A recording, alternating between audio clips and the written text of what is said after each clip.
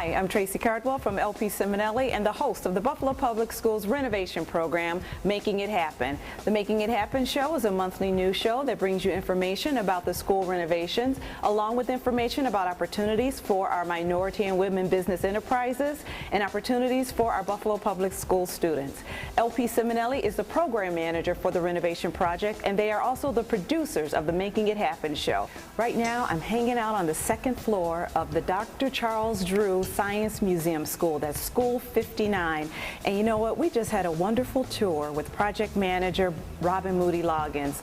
Our guests today on the tour were our Joint Schools Construction Board members. That's Dr. Brown, who's the superintendent of Buffalo Public Schools, along with School Board President Dr. Nevergold, School Board member Mary Ruth Kapsiak, and Mrs. Florence Johnson. And we also had Maston Council member Demone and Assembly member Crystal Peoples-Stokes. It was such a great tour, and really want to thank Robin Moody-Loggans for the tour and all the information. And then afterwards, we all sat down and had a really nice chat about this school and the project overall, because this project right here is a Phase 5 project, and it really symbolizes the end of the phase and also the end of a decade-long project. So it's bittersweet, but it was great conversations, and I can't wait for you to see it.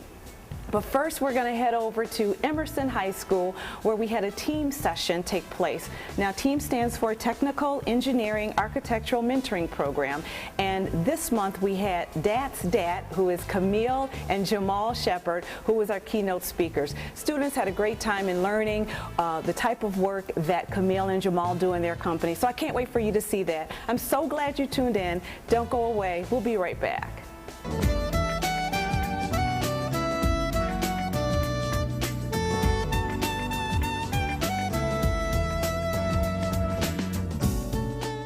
Everyone. Hi, welcome to TEAM. As we all know, TEAM stands for Technical Engineering Architectural Mentoring. Let me please bring up Datz Dat Construction. We have Camille and we have Jamal Sheppard. Okay, can we give them a round of applause, please? Good afternoon. My name is Camille Sheppard. I am owner of Datz Dat Construction. We are what you would consider a specialty contracting company. We specialize in plaster, traditional old school plaster, EIFS, and fireproofing. We've been in construction for going on 5 years in February. Basically, a little bit about what we do. We do what, being that we're a little bit different than other contractors, because what we do, we specialize in, which what I like to say is what we do very well. We do what is called traditional plaster, which is renovations or restoration. Does anybody know the difference between renovation and restoration? Okay. Restoration is like restoring it, and then renovation is adding. Yes, yes, very good. Did everybody hear them? Very good. Well, basically what my husband is capable of doing, I know you guys know about drywall. Everybody knows what drywall is, right? Yeah. We're not drywallers. My husband doesn't take a piece of board and put it up on the wall, and my husband actually makes the wall out of his hands. Pretty much cover every aspect of the trade, a little more. What I brought today is something that we can use as a hands-on product. It's called Venetian plaster. This is our first time actually doing a hands-on. If you guys ain't scared to get your hands dirty, who said no? Good, you first. You second. Good. Well, it's enough material where everybody here can at least get their hands a little dirty. And this is a product that we use in the inside of your house. If you want to update your house, this is a perfect product. If you live in an older house and it has a lot of cracks going through your walls, we call those map cracks. This product that I'm gonna show you guys, this is one of the easiest products you could use to patch up the mat cracks.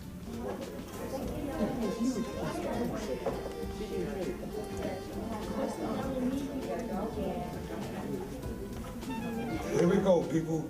You're gonna be laying yours down, but I'm gonna have mine up. All you wanna do is put it on a piece of cardboard and just try to keep it as flat as possible. You cannot mess up. You put it on, it's gonna go on like that. Now, all you're doing is pretty much trying to cover the cardboard. And on a bigger scale wall, the goal is to just cover it up. You can go whichever way you want to go with it. The goal is to basically cover it up. It's thicker than paint. It's plaster. What I told these people over here, if you're doing it, if you hold this like this, and just go that way you can control it. You don't gotta cover the whole thing. Just kind of spread it out. You don't gotta cover the whole thing. Even if you leave a little line in it, that's all right.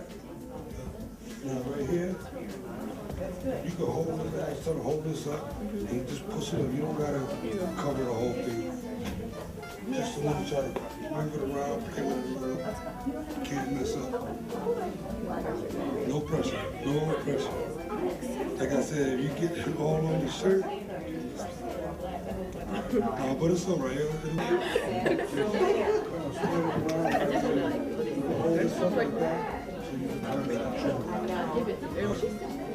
See the two different colors in that?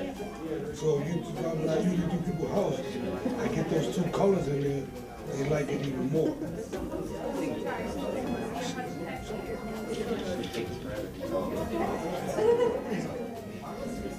You might want to pull your sleeves up, that way you don't get none.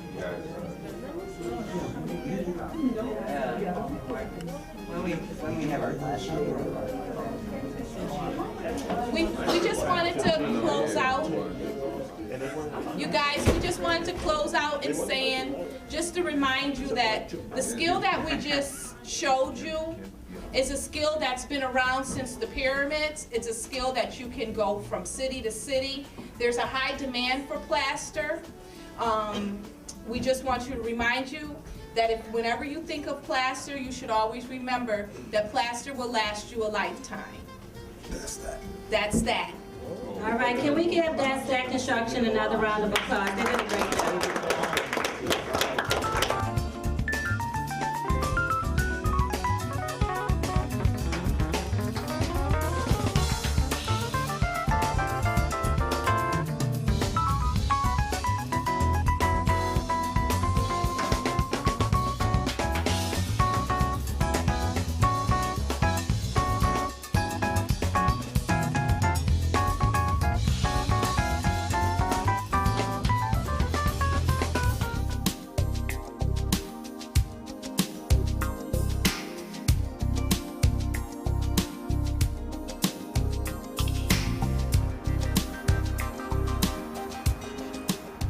Thank you everybody for coming. We're going to get started. I just want to introduce myself. My name is Robin Moody-Loggans. I'm a project manager with LPCiminelli. I'm excited about the project. It's kind of bittersweet.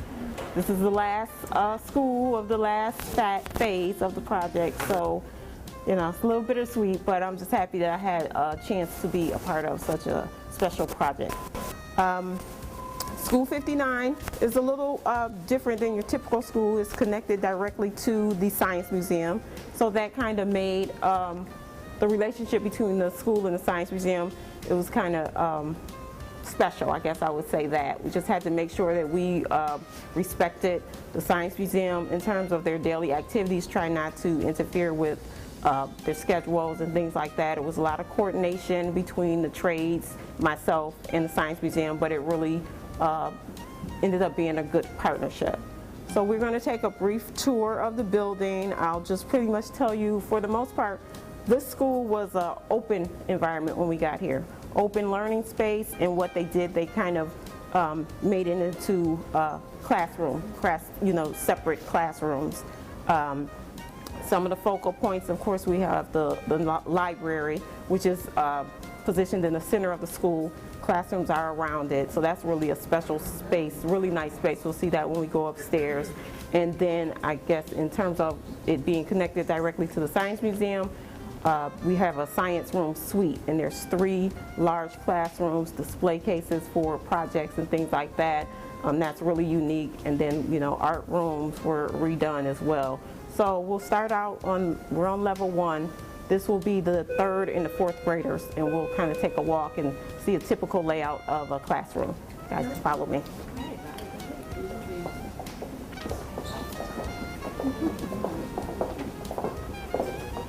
This is just a typical layout of a classroom. Like I said, on this level, level 1 is the 3rd and 4th graders. For most part, in the rooms, what we did, we provided new flooring, new paint, new ceiling tile, lights.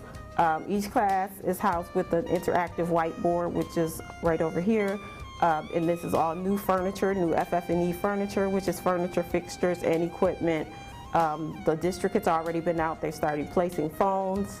To my left, we have the built-in computer counters, so the computer should be coming shortly. So this is pretty much a typical standard room. We did put new window shades, window treatments in all the classrooms, and this over here, you show Tracy pulling them down over there. Very modern. Modern, yes. And it's all around. And all around. Mm-hmm. So in terms of the classroom space, Yes. is it pretty standard in terms of state specifications, or did we try to make the classrooms a little larger? They did follow the state's, at a minimum, it's the state specifications. Where they could make them larger, they did, but because, you know, we had the space, the open space, we had to kind of, you know, condense it and make it, we tried to make the rooms as big as possible, but, you know, certain guidelines, handicap, ADA requirements had to come into play. So some of the spaces may be not as large, because I know the teachers were used to a larger space, but by us having to enclose it, you know, it's still a nice working space. Third and fourth on this floor. And then actually last week we had a tour of all the teachers. They came through and they were really excited. So I'm sure they were. So we'll go up to level 2 now and look at the science lab.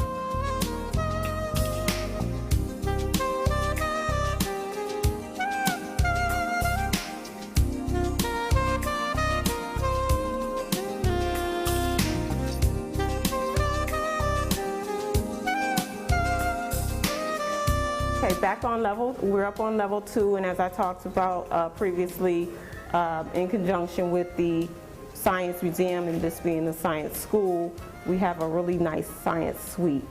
Right here where we're standing, this is actually going to be a large display case, and it's going to spin. It's on wheels, it'll spin, and it'll display all the science projects and things that the kids work on. So this is one of the finishing touches that we have to put together. And then there's also going to be display cases here and back of me. So we can go and take a walk into the science room and show you what we have.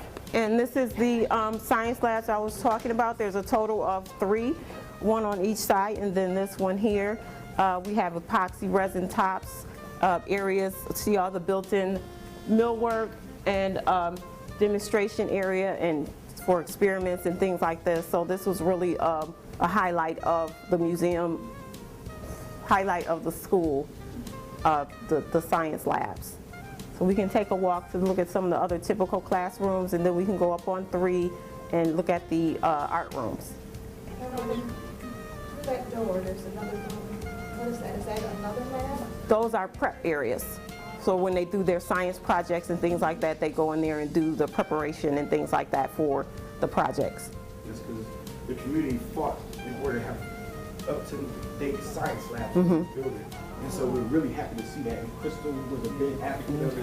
When we had the meeting here at 59, everybody was fighting to have science labs. Because what you say, Crystal, what's a science school without science labs? Exactly. Yeah. So we're happy to see these labs so much. How is the correlation between the programming and the Science Museum? How is that going to go? I'm not quite sure, but I know that there is some cross-learning, cross-training that took place before, so I'm sure they'll take full advantage of it now. Okay. And me and Crystal was talking, and we wanted to sponsor the first science fair at this school. Yay. Oh, that'd be a good idea. We would love to sponsor the first science fair that happened at this school. Oh, okay, great. Take a walk around. Yeah, yeah. George, coming home.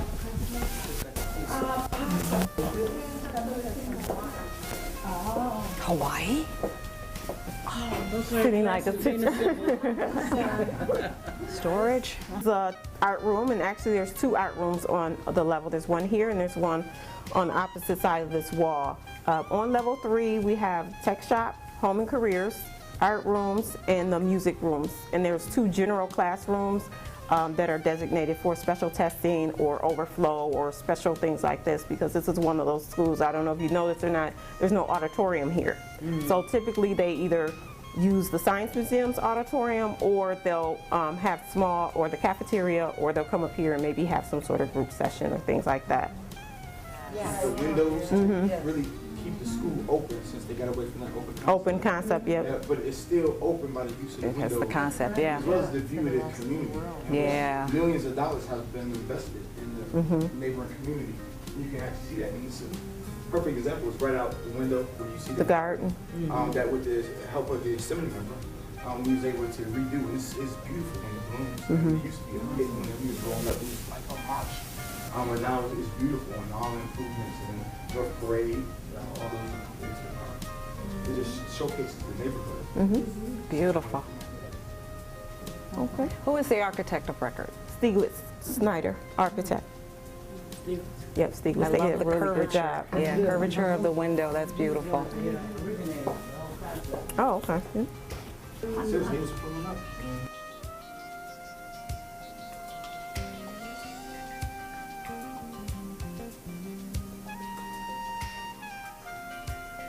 As you can see, full of color. This is kind of like the highlight, the focal point of the school. All the classrooms kind of surround it. You can see it from every angle of the school, both below and above. The computer lab to my right. They've already started putting the computers in. Over to my left over here are the books. The books have been delivered. They're anxious to get them in place, get them set up. The furniture will be here shortly. We have this area here for like a little reading area, nook for the younger kids. An interactive whiteboard is actually scheduled to come in this room as well. So this is really a really nice space. And just to kind of talk about the colors, as you know, there's a lot of colors in the school. And I spoke with the architect and he said there's like a concept behind the colors tying into science and the Science Museum. On level 1, it's blue. The floor tiles blue, that represents the water. Level 2, all the floor tiles green, and that's for the green space. And then level 3 is purple, and they said that's for like the galaxy. So I thought that was cute because I did kind of question, you know, the different colors on the level, and they explained it. So it's really, really nice. Yeah. I was thinking that they had possibly done research with psychologists, etc. About the colors.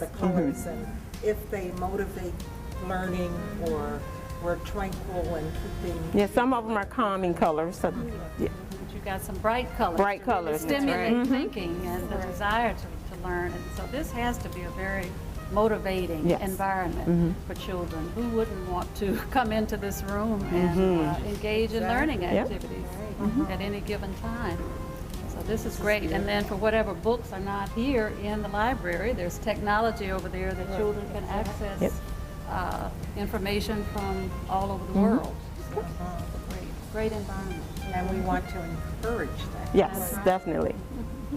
Okay, Tracy? All right, well, is that it, Robin? Robin, let's thank Robin for this great tour. Okay. You're welcome. Thank you, Robin. Thank you, thank you, thank you. Good job. Thank you for all your great work. Oh, thank you. All right, how's everybody doing? Fine. What did you think about that tour of School 59? Oh, spectacular. Amazing. Great information from Robin. Thank you again. This is my 21st year. Oh, my goodness. My and goodness. I have enjoyed every minute that focused on students. Yes. I tell everyone that our advocacy should always be focused on students, their needs, and their successes. And so I thank our councilwoman and I thank our councilmen for their efforts in ensuring that this was an ongoing project, because there were others who tried to thwart that. And Ciminelli came forth and gave us the first $5 million, because nobody else would come up with the money locally. And that was the seed money for the project. And as I go through the buildings and have been through them, I see a goal and a vision completed. And as I resign in June 30th, 2014, I will say to all who have been involved, a job well done. I've appreciated over the last several months. I think that there have been reopenings of maybe 5 or 6 schools that I've had the pleasure of attending. And what has amazed me is the way in which the new architecture has maintained and incorporated the historical significance of the old schools. And so, having been a graduate of East High School, going back to that auditorium brings back all those memories, you know, of all those pep rallies and fashion shows and assemblies and so forth. But also, I think something that the Assemblywoman said earlier about how important it is for children to understand the history, their history, because that gives them a foundation and an understanding of who they are, whose they are, and what expectations we have of them. That is an important lesson that we must make sure that our children understand as well, that they come after individuals who have made a path for them and have, you know, led the way, and we're looking forward to having them continue that path for others. So I think the schools represent, you know, so much more than a building. Right. You know, it really is a spirit. It's a history of a community, the history of a people, and I think that the ways in which the reconstruction has taken place, it maintains that history and helps us to build on it for these children. Now, before you guys leave, I wanted to throw some fast facts at you. Now, there were 48 schools that were renovated between 2003 and 2013. 48 schools. In phase 1, 895,000 square feet of renovated space, and then there was 56,000 square feet of new additions. And phase 1 was awarded a Build New York award by the Building Contractors of New York. Okay, so now just key into all of the square footage I'm talking about, because this is what blew my mind. That was just in phase 1. Phase 2 had 1.7 million square feet of renovated space and 195,000 square feet of new additions. Now that's a total of 13 schools, okay? Phase 3 had 1.2 million square feet of renovated space and 337,000 square feet of new additions. That was 9 schools in phase 3. Phase 4 had 1.3 million square feet of renovated space and 91,000 square feet of new addition. That was 10 schools. And phase 5, the current phase that we're in now, and the final phase, 7 schools had 721,000 square feet of renovated space and 46,000 square feet of new additions. Ready for the total?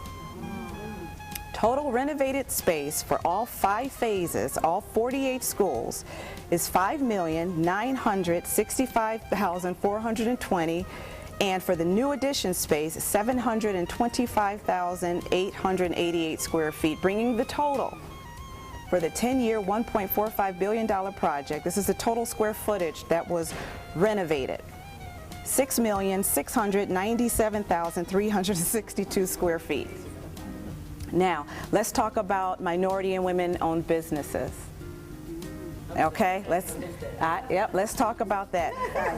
All right, sidetrack, here we go. Over 50 minority and women-owned businesses have benefited from the 10-year project.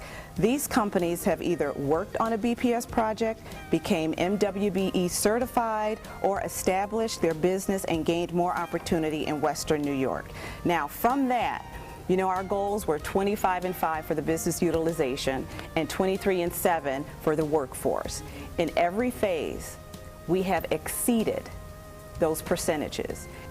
Okay, I'm going to give you figures for the entire Phase 4 program for minority and women business utilization for Phase 4. Okay, contracts that were awarded, total contracts that were awarded for minority business enterprises was over $60 million. Okay, 396,740. Almost 61. Exactly. You rounded off. Right. And then for women, Say it again, because a lot of people don't believe, they think that total, yes, total minority business enterprise contracts that were awarded for Phase 4. This is only for Phase 4. Total contracts was $60,396,740. Okay? For women business enterprises, total contract that was awarded was $14,580,814. Not only has Ciminelli provided enormous opportunities for minorities and/or women-owned businesses, but you know, there's almost $1 billion worth of projects going on in Buffalo and Western New York right now. And so if you are in business and you have a legitimate skill, and you, particularly if you have state certification, you are going to get a contract. I appreciate the investment that you and Ciminelli have made in terms of providing career awareness opportunities for our students, because, you know, we can provide these opportunities for people who are in business now, but we've got to create a pipeline. That's right. Of others who can come along and become entrepreneurs and get into the industry, and hopefully we'll be able to take advantage of future opportunities like this. All right, guys, that concludes our show for today. Thank you so much for tuning in. I want you to mark your calendars for a couple of important dates. The first one is January 18th. That's the Small Business Administration's Straight Talk. It's a great event for small businesses. If you want to learn more about how to start your own business or growing your business, this is an event that you definitely want to go to. Again, Straight Talk, and it's presented by the Small Business Administration on January 18th. Another date that you should mark your calendar for is February 8th, and that's the Buffalo Public Schools College, Career, and Scholarship Expo. That'll be held at Bennett High School. And I want to really plead with the parents to please make sure that you attend with your students. This year they're gearing it starting at 8th grade all the way up to high school, so please make sure that you attend that. Again, it's February 8th, the Buffalo Public Schools College, Career, and Scholarship Expo at Bennett High School.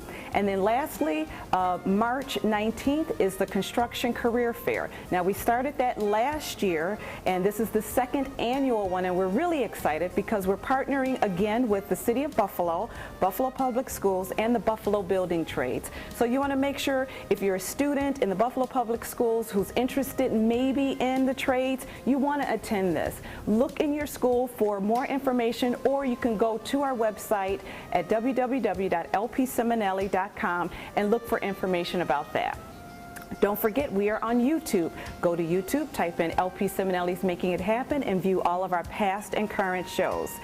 For all of our Facebook friends, don't forget to kind of check our page out periodically for any updates of any opportunities for minority and women businesses and opportunities for our Buffalo Public School students. If you have any questions, comments, or suggestions, there's the number. Give us a call. Thanks so much for tuning in. And until next time, let's keep making it happen.